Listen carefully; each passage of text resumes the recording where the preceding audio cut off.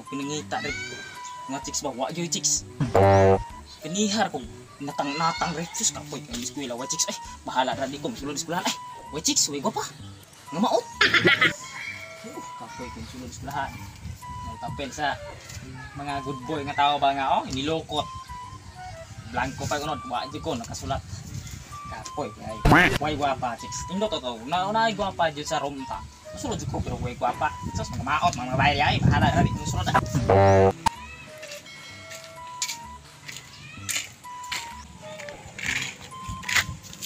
Tay, gusdok niya. Tay, manuan ang bata. Ay, wait dyan. Sulod. Uy, gusdok. Uy. Tay, wati ko kitaan mo nung sulod kayo eskwelahan ba? Alang-alang bay nga. Masulod na bay nga. Uy, chicks. Guwapa bay. Mga maot. Sus. Kapoy kayo ng eskwela nga. Boring kayo. Mga maot. Tignaw nga mga chicks. Ay, si pa naman. Bay, prop ka gwapo. Wag ko gayon nga.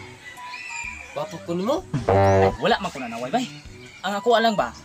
Ang ngita ko guwapa po kay lain po kayo. Mangita ko maot among anak kung saan nalay kalabasan. Wa na, unggoy na. Tay, mga puray bay, no? Sige bay, tanulog. Inar ka di bay. Ay ganihara kay bay. Nasige ko paabot re nga nay mo agi guwapa dre. Wa jud bay. Nangabsin oy.